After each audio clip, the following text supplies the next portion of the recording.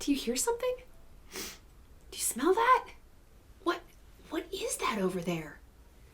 Perceptual decision-making takes place in uncertainty. And today we're going to be talking about the process by which psychologists measure and quantify that uncertainty. It's important to understand this stuff in order to understand some of the articles that we're going to be reading later in term, and this will also help you with your own research. Now, it may seem that it's easy to tell when stimuli are present. There are sound waves from my voice hitting your ears, you notice it. You have sugar in your tea, you taste it. But a lot of our perceptual processing comes with more uncertainty. Here's an example. Let's imagine you're having lunch and you're sitting across the table from Gustav Fechner, the father of psychophysics. As he's eating his salad, he gets a piece of lettuce stuck to his face. Unfazed, he just keeps eating. He doesn't know it's there. Now, how can this be? The leaf is making contact with his skin, the receptors in his skin are sending sensory signals up to the brain, but it's not enough signal that he can consciously detect it. So this suggests that the presence of a stimulus is not enough to result in conscious perception of it. Clearly, perception depends on more than just the bottom-up stimulus.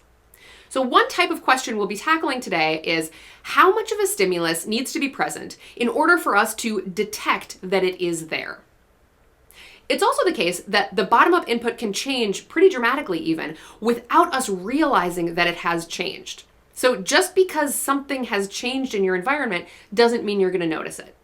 So the second kind of question we're going to be asking is, how much does something need to change for you to notice that it has changed?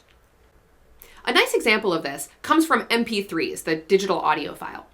MP3s tend to be much smaller in size than other types of audio files, and the reason is that they contain less data. So when people were creating MP3s, they had the option of having them be as big and as much data as the other existing file types, or being really, really tiny and having way less data. So how do you decide that sweet spot of what still sounds reasonably good, but contains the smallest amount of data so files are easier to move around? How did they do that? They used psychophysics. So the realm of psychophysics is the quantitative measurement of our perception. It's clear that there's not a one-to-one relationship between what's out there in the world, between the stimulus and what we perceive. Otherwise, Fechner wouldn't have lettuce stuck to his face. Things can happen outside of our conscious awareness. Changes in the physical stimuli don't necessarily result in changes in our perception. So what this means, to be clear, is that we go around failing to perceive a lot of things in the world. We don't notice changes. We don't notice the presence of stimuli. We'll start off by talking about what we are able to detect. The smallest detectable amount of a stimulus is what we call your absolute threshold for sensing something. We don't sense everything that's present. In order for us to detect something, it has to be sufficiently bright or loud or strong or heavy. So I'm going to show you a square on the black slide here that is slightly different, a slightly different shade of black than the slide itself. There it is. Do you see it? This is not a tech glitch. It's there. You don't see it? Okay, I'm going to present another square that's slightly lighter. You see that? No? How about now? How about now? How about now? Okay, so each time I said, how about now, I was presenting a black square that was slightly lighter in color than the black background. And probably now you can detect the faint outline of that square. But at each of the earlier steps, that change in stimulus was still below your absolute threshold. You couldn't detect the presence of it, even though it was actually there.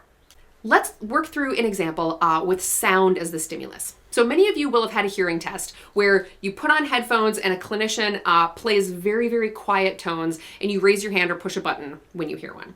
So what the clinician is doing is measuring your absolute threshold for sound. What is the quietest sound that you can detect? The name absolute threshold makes it sound totally absolute, right? Like there is some clear line in the sand, and anything that is quieter than that, you don't hear. So anything that is below the intensity of your absolute threshold, the clinician plays the tone and you say, I didn't hear anything. And then when you get above that threshold, suddenly those sounds become audible.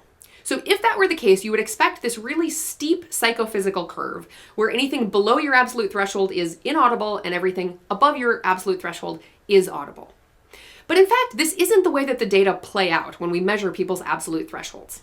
Sometimes there are sounds that are slightly louder than that absolute threshold that people fail to notice. They didn't hear them.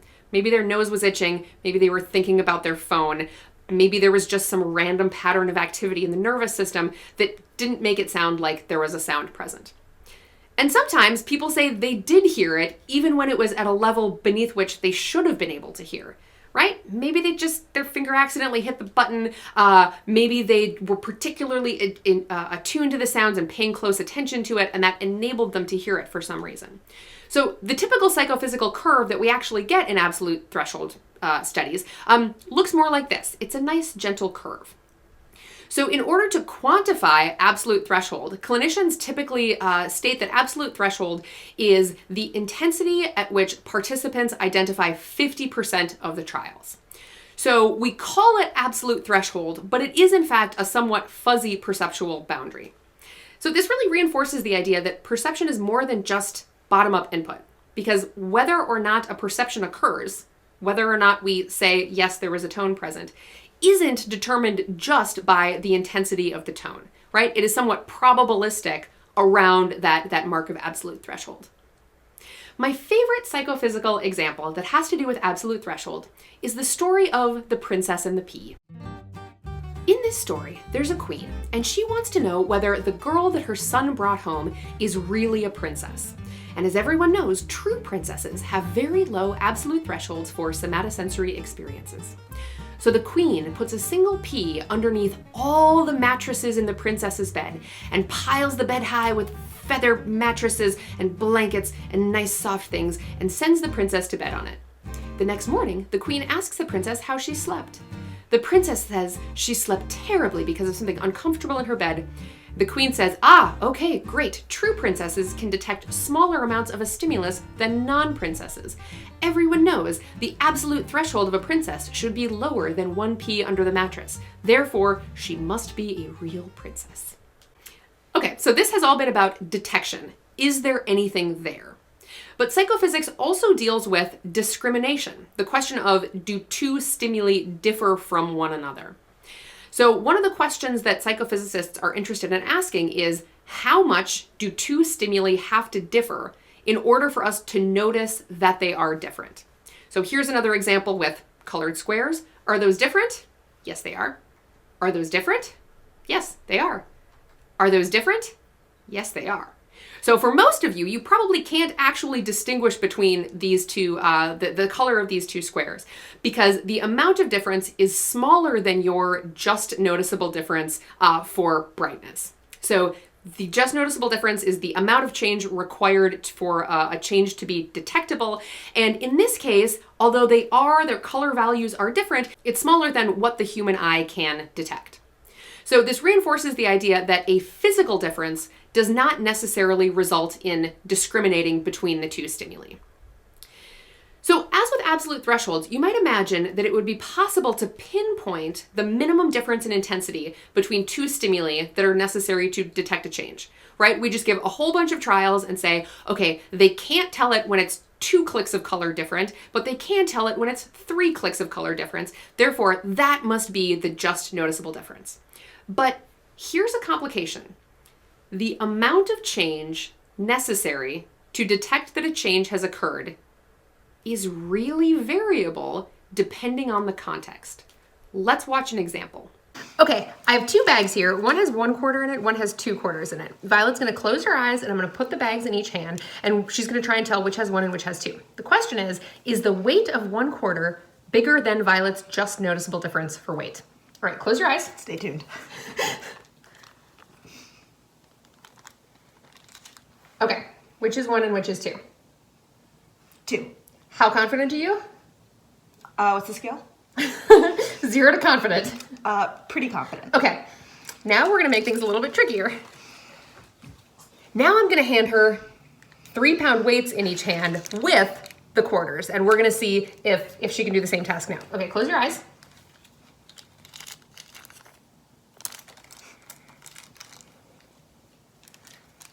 Okay, which is heavier? Left. How confident are you? Not very. All right, she got it wrong. So what's going on here? Is Violet's just noticeable difference for weight less than a quarter, or isn't it? So it turns out that the just noticeable difference, that is the amount that something has to change in order for us to notice that it has changed, depends on what's changing. We quantify this using Weber's law. It's spelled with a W, he's German, you say Weber. It states that the amount of change needed to produce a just noticeable difference depends on the starting intensity. If it helps to see it in mathematical form, this is what it looks like. C is an unchanging constant, meaning that as I, this is the starting intensity, how heavy the thing was to begin with, as I gets bigger, the amount of change necessary to produce a just noticeable difference, that is the change in I, how much weight you have to add, also gets bigger. So Violet was able to tell the difference in weight between 1/4 and 2/4 because the starting intensity, 1/4, was very small. As the starting intensity gets heavier, as it's now a 3-pound weight, the amount of change necessary to produce a just noticeable difference also gets bigger. So if she already has a 3-pound weight in her hand, we'd have to add many, many more quarters in order for her to notice that a change had occurred. Here's one more example. If you have a single candle in a dark room and you light one more candle, that's probably enough to produce a just noticeable difference. You say, hey, it's brighter in here.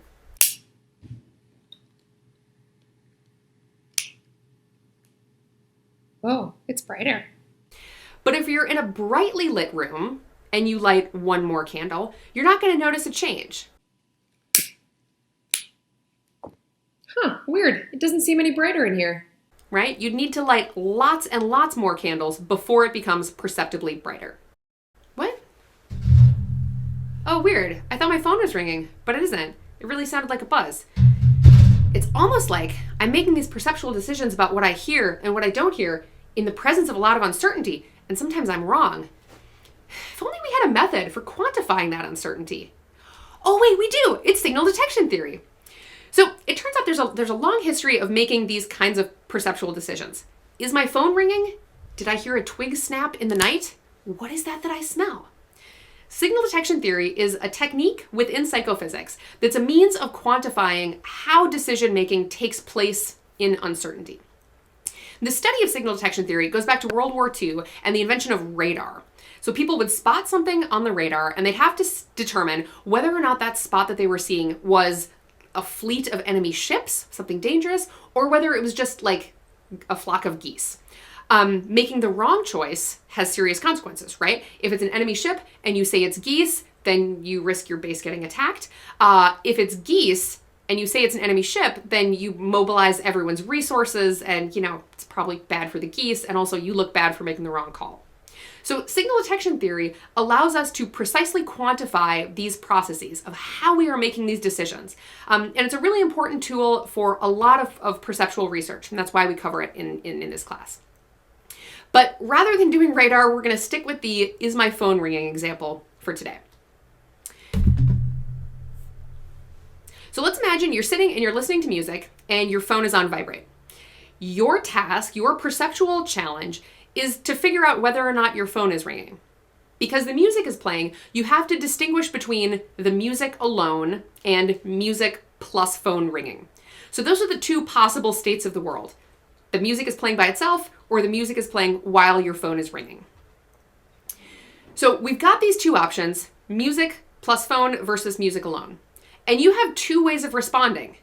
Like this, indicating, yes, you think your phone is ringing, or by not picking it up, by not checking it. So we end up with this kind of 2x2 grid of types of real world situations and types of responses.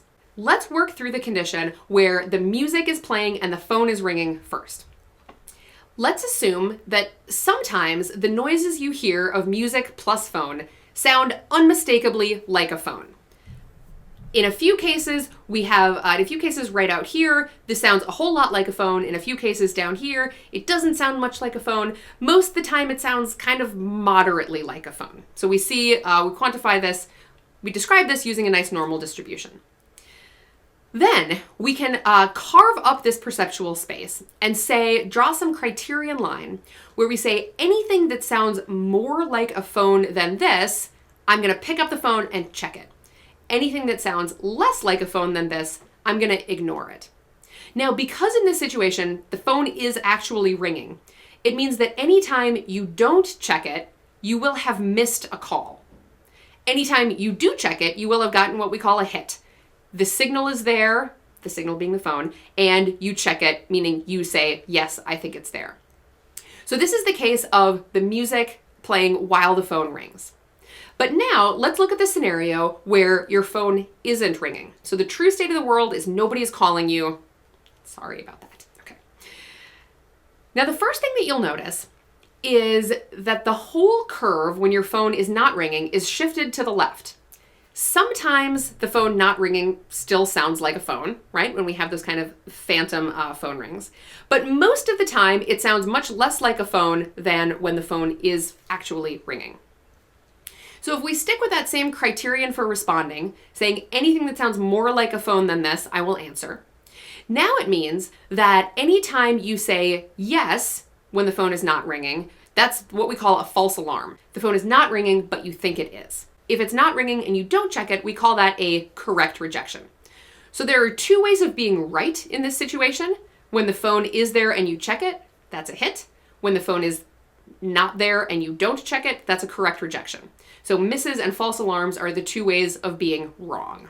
So I've shown these two curves separately so you understand that there's area under each of them, but they're typically shown together like this.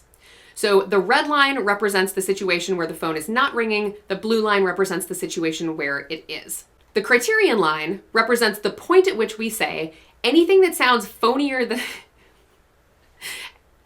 anything that sounds more like a phone than this, I'm going to leave in. So all yes responses are going to be hits or false alarms. Okay, so the nature of this distribution may differ for several reasons. Some people hear better than others. Sometimes the music is louder or quieter. The phone ring may be more distinctive.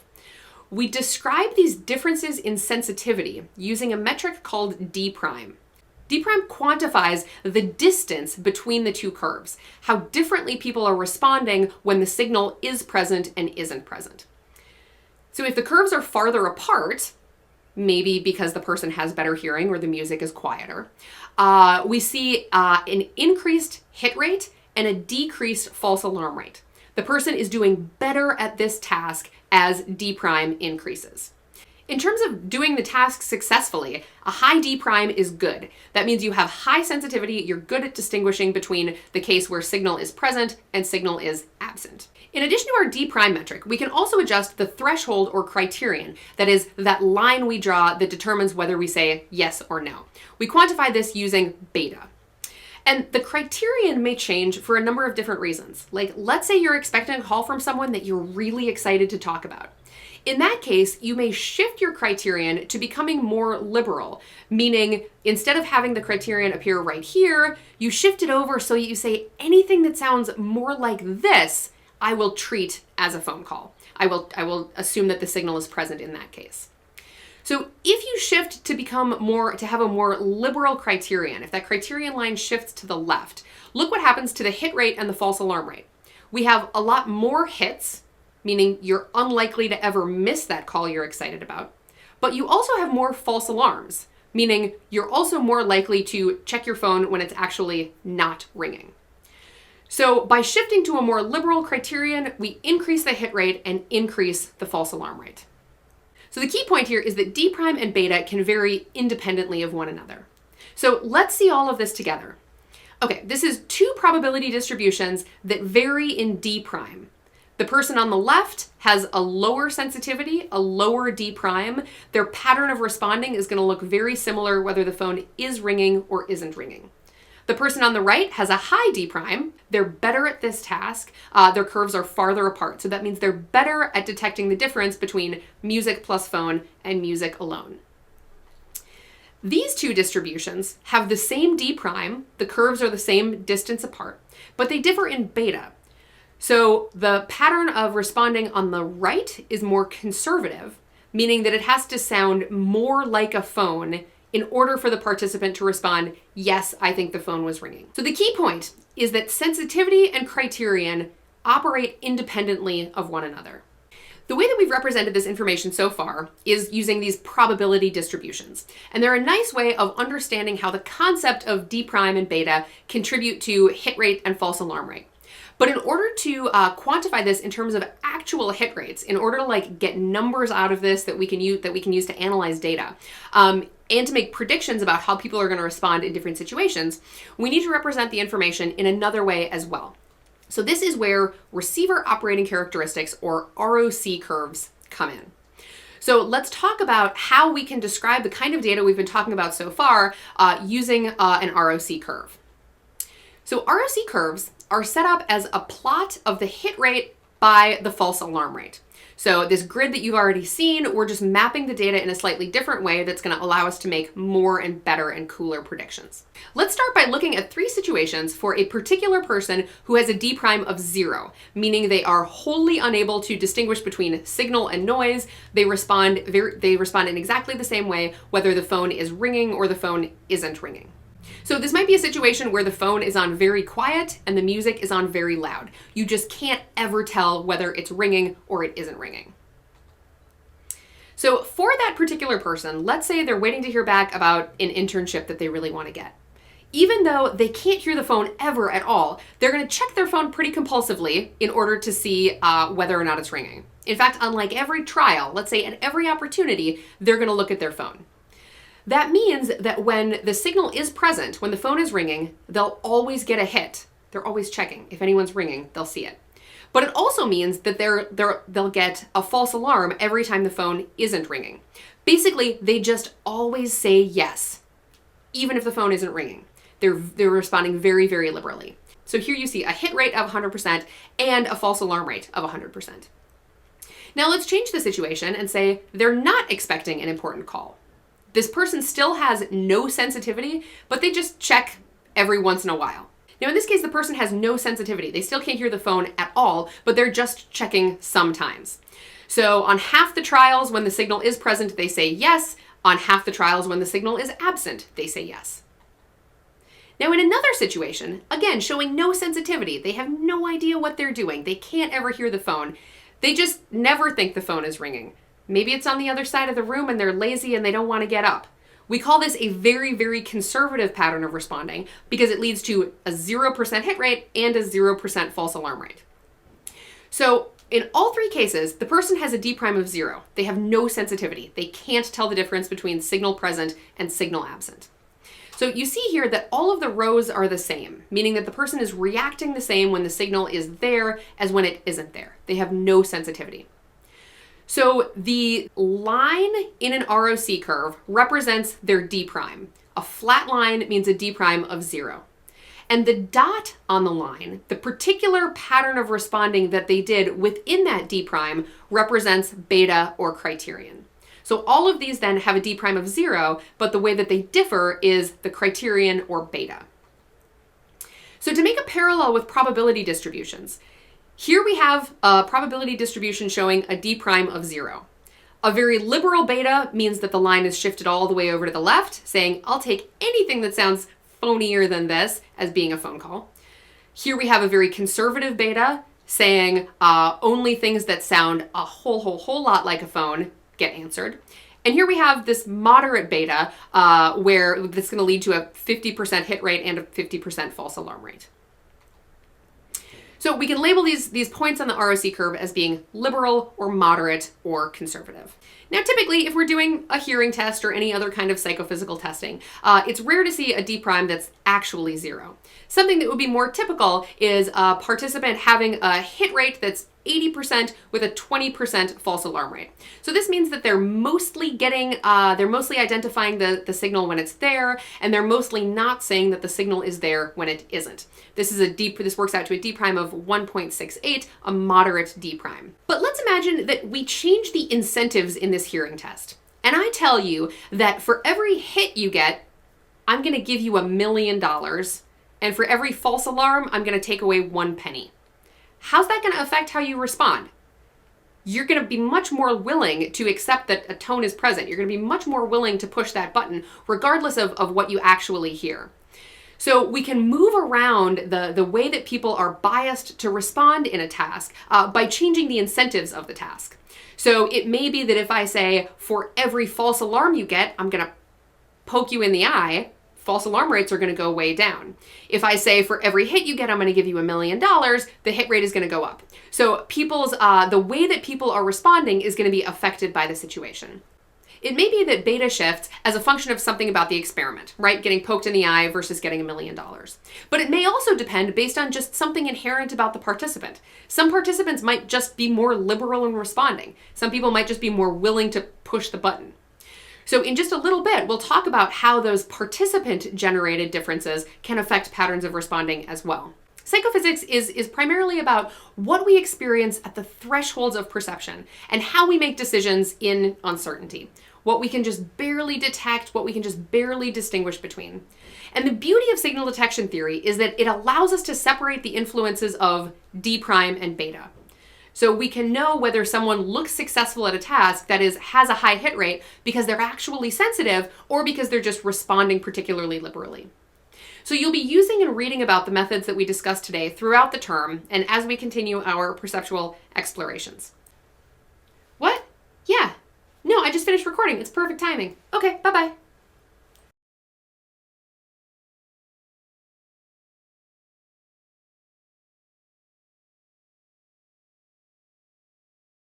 All right, so it's clear that perception depends on more than just the bottom-up input. So why not detect everything? It's because the perceptual system is very efficient. It's set up to identify really important differences or inputs and ignore the other ones. So being acutely sensitive to tiny variations in the room around you isn't likely to be terribly informative, right? Like, did the vents just start blowing air a little bit more loudly? I don't know. But you do want to be able to hear, for instance, if a door slams or there's some really big perceptual change. So not attending to all of the stimuli means that we are able to devote more attention to the important ones. The downside is that sometimes we end up with lettuce on our face. Psychophysical testing is used heavily in marketing and has lots of commercial applications as well. So companies want to know how much they can change a product before people will notice. This is kind of like the MP3 example. They want to know how much they have to change a product in order to ensure that people notice. They want to know how many choices it makes sense to include for consumers to decide between them. Why not have billions and billions of different colors of paint? Well, at some point, you can't tell the difference between them, so you're just complicating the task of choosing. Psychophysics is also used to assess people's skill or ability at a task, just like a hearing test or a vision test. And we'll talk about more examples as we go on today. These poor kids. Okay, so if the noises are coming from monsters and they say yes, it's a hit. If they're coming from monsters and they say no, it's a miss. If they're not there and you cry for help, that's a false alarm. And if the monsters aren't there and you don't cry for help, good job, that's a correct rejection. So what are the real world consequences of this? Well, if the noises are coming from monsters and you yell to your parents, then that's great, you get saved. If you don't yell to your parents, you get gobbled up by a monster. If the noises are not coming from monsters and you say that they are, you get yelled at. Why did you wake me up? If the noises are not coming from monsters and you don't say they're coming from monsters, everyone sleeps peacefully, which is what the parents want. So if we draw these probability distributions for each of the three children, you can see that Anna has a terrible D prime. Her curves are right on top of each other. She has no ability to distinguish between normal nighttime noises and normal nighttime noises plus monster. Betty is a little bit better, and Charlie is really good. So the three children in this case differ on D prime or sensitivity. Okay, we can also talk about the criterion that these different children have. So it appears that Betty is behaving very liberally. She's going to have lots of hits, but lots of false alarms, whereas Charlie is acting very conservatively. He'll have few hits, but will hardly ever have a false alarm. False alarms are only going to happen when that tail of the red distribution crosses the criterion line, which is a tiny bit. Okay, so this is a nice demonstration of the fact that the pattern of responses that people give can change a lot depending on the motivation of the responder. So a straight diagonal line indicates no sensitivity, a D prime of 0. That's where Anna is. Betty's D prime is a little bit higher, meaning her curve gets a little bit steeper. Charlie has a high D prime, is very sensitive, is very good at distinguishing between monster noise and monster noise plus normal noise. And so his line goes kind of way up into the corner. So those lines represent their D prime. Betty is a very liberal responder, meaning she's got a really high hit rate. Hits up here, very, very high, and a relatively high false alarm rate. Charlie, on the other hand, is conservative, so he has a relatively low hit rate, but has hardly any false alarms at all. So one way you can eyeball D prime is to look at how different the rows are for signal present and signal absent. At a low D prime here, they're exactly the same, indicating people are responding in exactly the same way whether the signal is present or absent. Here, D prime is very high because people are responding very differently depending on whether the signal is present or absent. What's the answer? We can't know. We don't have enough information. It could be that you can get a 99% hit rate by having a very poor sensitivity but a really liberal criterion, or you could have good sensitivity and any kind of criterion. So just knowing information about hit rate isn't enough to know how good someone is at the task. And this is a really key point. Circle this in your notes. Just knowing about hit rate is not enough to know how good people are at the task, because you can have a really high hit rate despite bad sensitivity if you have a really liberal criterion. So that's what's going on with Clark. He has no sensitivity, but he has a really liberal criterion, which leads him to have a very high hit rate.